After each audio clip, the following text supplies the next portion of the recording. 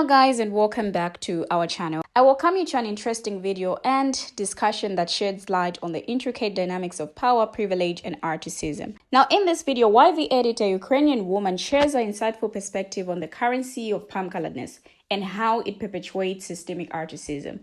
Now she argues that compliance is the ultimate currency in maintaining the hierarchy of palm coloredness, particularly in American westernized culture. Now, this compliance is policed and enforced by those who benefit from the system, including palm color women. Now, she so astutely observed palm color women's obsession with compliance stems from their desire to maintain their position within the patriarchal hierarchy.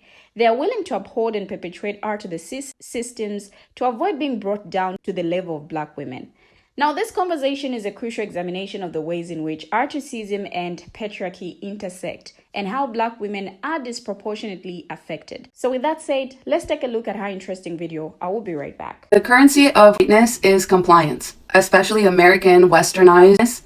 The currency is compliance. And the reason that white women are so curious about you as a Black woman in the South is because they are confronted with that fact, but they just don't know it. In their mind, when they see you, it triggers like this response of like non-compliance, like somebody's not complying. Like, what is she doing here? She's not supposed to be here. She's not complying with the order, and that threatens us. And I noticed this because I wasn't raised in the US, I was raised in Ukraine. We don't come face to face with a lot in Ukraine because there is no opportunity for it. It's pretty much like an all-white country, right? So that's not to say that it wouldn't exist if given the opportunity. As soon as it is, it happens. As soon as it's given an opportunity, like in the beginning of the war when people were pushing Black people off of trains, like to get on. It'll very much crop up there if it's given the opportunity to. I'm not saying that it's not a problem in Ukraine or other countries like it. People just don't know it until they're actually confronted with having to deal with people of color. What I will say is because of that, because we don't have that dynamic of like slavery and segregation and like all of these things, that's why there's this common like sentiment in America about Slavic women that they're just built different, right? They may appear very feminine and like feminized or whatever, but you know, their husband is scared of them. They know that they actually control the entire dynamic kind of thing, right? Because you can only oppress women so much if there is no class below them, right? The only class that's below women in Ukraine are children. And we don't really have like a huge problem with homelessness or anything like that. There is not this multi-step hierarchy, right? There's only this power dynamic between men and women, but it's been balanced out pretty well, right? Like, yes, they're horrible Ukrainian men. I'm not denying that.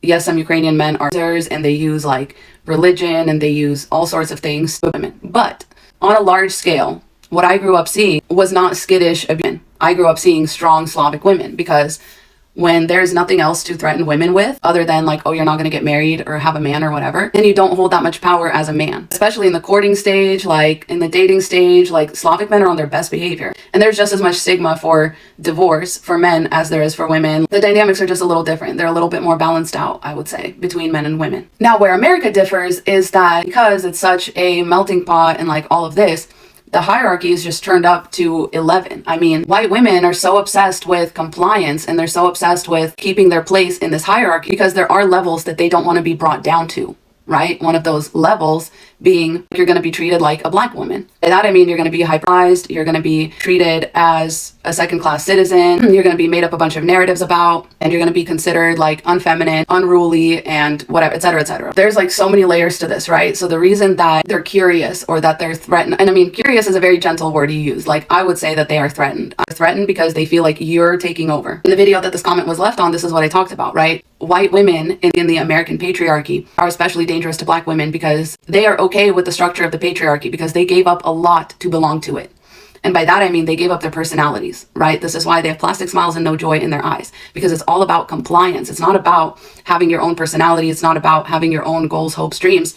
It's about compliance. The same thing that I noticed about women in America too. As a Ukrainian woman, like, I was not so used to women just like hiding their joy, their surprise, their anger, especially. Like, white women really hide their anger because that belongs to men. In this racially charged patriarchy, anger belongs to men, but also like Black people are very demonized for their anger, especially Black women, right? It's angry Black woman stereotype. So white women can't be that, right? If they want to keep their place in the hierarchy, which they have already worked really hard to get there and to keep, they don't want you coming along into their country club and being prettier than them, being wealthy on your own, like, because they had to give all that up.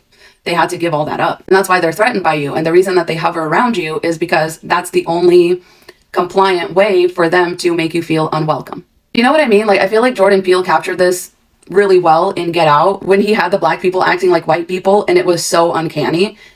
That's because there is that difference. Especially in the case of Georgina, that's exactly what a white woman would look like in a black woman's body. It would be very uncanny. And the way that Georgina asserted her power was by always hovering around and being in people's business. And that's what white women do. Like, that's the most threatening that a white woman can get, is to just, you know, be there, just hovering and getting in your business. That's why there's the same like stereotype about, you know, youth pastors' wives and like pastors' wives in general, is that they just have this very disconcerting presence where with a smile on their face, they will look in the eyes and say the most misogynistic so that they can continue propping up the patriarchy. Right? And it's just creepy. It's creepy how they act, because it's like, why are you saying all this with a smile on your face? Because of compliance. Because the compliance part of the white woman handbook says that you have to be pretty, smiling, quiet, not cause trouble, never get in the way of the men. And the most important thing you can do is to support the patriarchy and to make sure that the men have a clear path forward, because you're next in line. You're next in line. But it's like the men are never going to move out of your way, babe. They're never going to move out of your way. But white women still, like, they have this very particular relationship, especially white women in America. They have this very particular relationship to white men, to men in general, right? Which is why White Woman Whisperer got all this hate for pointing stuff out, and she got like demonetized, like her videos were getting reported. The white women were very vicious, but very quietly, you know, very quietly, in that very compliant way. And yet when a black man went on his platform and used his platform to speak up for White Woman Whisperer and to call white women out, the white women in his comments were very nice. They were very like, yes, like, well said, you know, they were feeling very called out. They were not reporting his videos. It's this very interesting relationship that white women have with the patriarchy, because they feel like they're so close to the top that it makes sense for them to keep maintaining these kinds of statuses and behaviors. And I noticed this like right away about, you know, Western white women, is that they stifle themselves a lot. They control themselves a lot. Again, this was very well exemplified in Get Out, when the main white woman character, like, everything about her is just putting on an act so that what she can actually be is this very controlled, very meticulous, very collected psychopath. You know, like when she's just eating like a single Fruit Loop and drinking one single sip from the straw, like, that's all intentional. Like the fact that she has all of these like keys of the previous boyfriends that she has lured over into this whole scheme, because she is not actually what she pretends to be. She pretends to be a real person with real feelings and pretends to like fit into the male, and she fakes sympathy and she fakes empathy and she even can fake anger and all this stuff. But in reality, she's very self-controlled. She's very meticulous. She's very like determined. Like, she has a goal. She has an end goal in mind, and she's already planning out her next venture. And I noticed this a lot. Like, this was actually really shocking to me, because like in Ukraine, like, if I like you, she doesn't like you. You know what I mean? There's not a whole lot of pretending. Like, everything is kind of out in the open. Like in America, it's like these white women will be so nice to your face. They will pretend like they want the best for you. They will pretend like they have empathy and sympathy, and that they totally understand what you're going through, to turn around and literally stab you in the back and exercise their power over you. When my parents came here to America, they very specifically wanted to attend like an English speaking church so they could learn English faster. And so we went to this very conservative, like, little church, and it was just full of like the WASP demographic, and it was very creepy and uncanny trying to interact with these people like as a normal person. You never know what they're thinking. You never know what's behind their eyes. You never know what's behind their smiles. They'll like nod and agree as though they really hear you and like understand what you're saying. But really, it's not that. They're just complying. They're just controlling themselves from saying what they really feel. And you could tell they didn't know what to do with us, because we were like by all means white, but they still saw us as below them. They still saw us as immigrants, and they would talk to us, you know, really slow. Even though my parents would respond back in normal speed and everything like that, they just couldn't help but treat us like second-class citizens. It was very unsettling, very uncanny. No matter what, in America, you are going to take your spot, you take your place in the hierarchy. Even if you refuse, other people will do it for you. They will place you where you belong. And in my opinion, at the end of the day, this all stems from the fact that whiteness is actually like a lack of things. This is more about what you're not and less about what you are. This is why white people have no culture, because culture is a thing that can be used to degrade people and to make them feel like they're less than. And that's why white people are like, oh, no, none of that. We don't do any of that. You know, the culture is very prim, proper, polite, and it's more based around what you don't do rather than what it is you do. And the things that you do are very performative and only exist to perpetuate a certain hierarchy, really freaky observing it as a foreigner. Like, even though I know that, again, I'm white, I definitely like benefit from the system. And I'm definitely also not saying that Ukrainians would be better than any other white people if they were confronted with the real life implications of what American people have been presented with. But that's really the problem. I hope I was able to articulate any of this in a way that makes sense, but these are just my thoughts on that. And please stay safe out there, because women like that are just waiting for a chance to like take you down.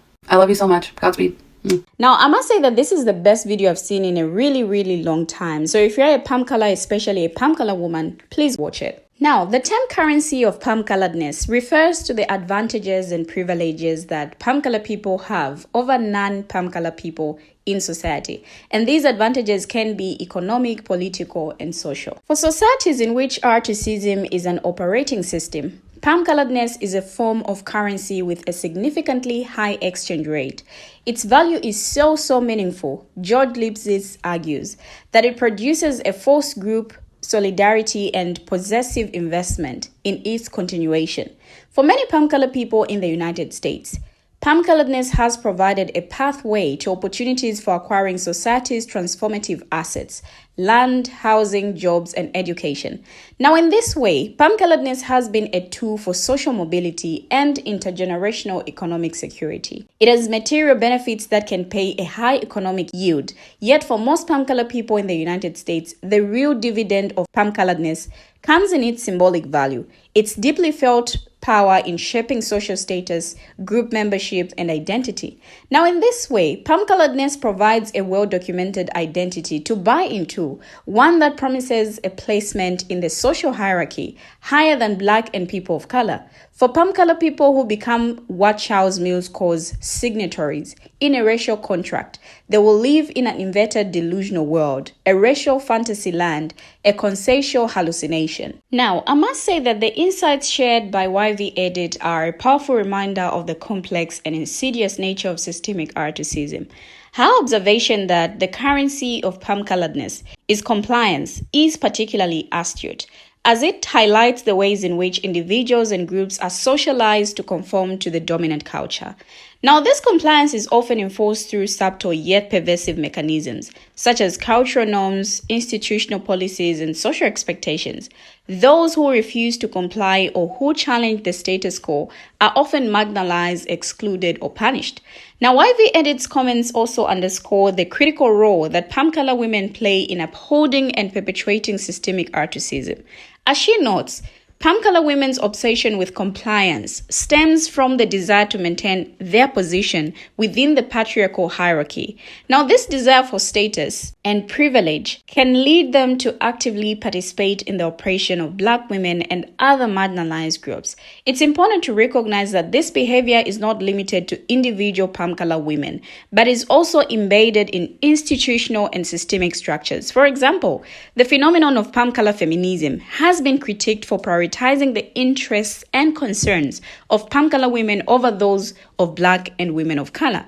The concept of intersectionality is also crucial in understanding how different forms of oppression intersect and compound.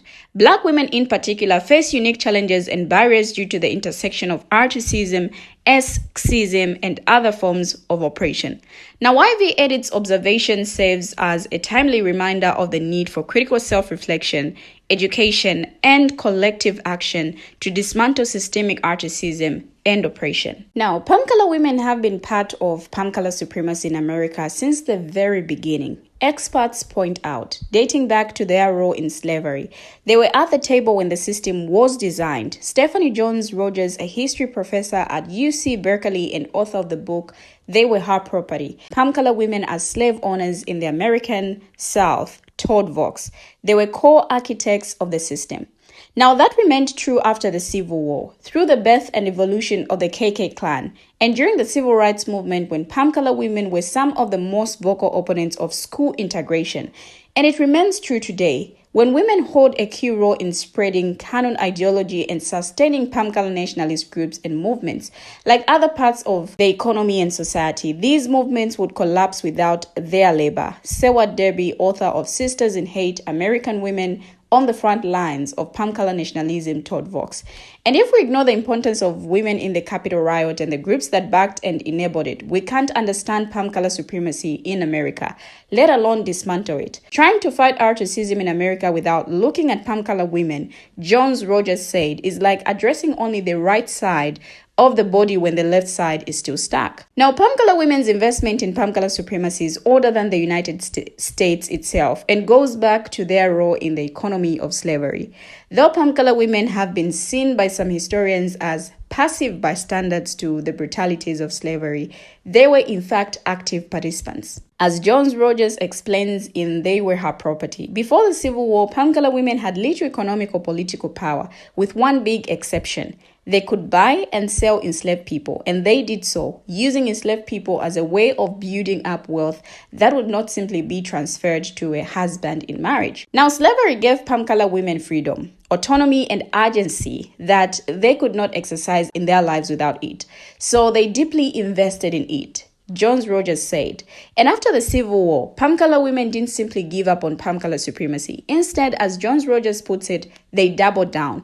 For many, that meant becoming active participants in the KKK, which at one point had 1.5 million female members. Some women took leadership roles like Elizabeth Taylor, who helped revive the Klan in the 1910s and became its most important propagandist, according to Derby. Women became especially important in the Klan once they gained the right to vote. After that, palm color men began to see their wives, daughters, sisters, and other women in their lives as potential allies in the effort to politicize palm color supremacy. Jones-Rogers said, they began to see them as a voting bloc. Now, the phenomenon of palm color women feeling threatened by black women or women of color who achieve success or occupy spaces they deem inaccessible is complex and deeply ingrained issue. At its core, this sentiment is rooted in the historically entrenched systems of racism, patriarchy, and palm color supremacy. For centuries, palm color women have been socialized to believe that their status and privilege are inextricably linked to their proximity to palm coloredness and maliness. This has led to a deep-seated investment in maintaining the existing power dynamics which position them as superior to black and women of color. When black women or women of color succeed or occupy spaces traditionally reserved for palm color women, it disrupts this delicate balance of power. Palm color women may feel that their own status and privilege are being threatened, as the presence of black and women of color challenges the notion that they are the sole arbiters of femininity and womanhood.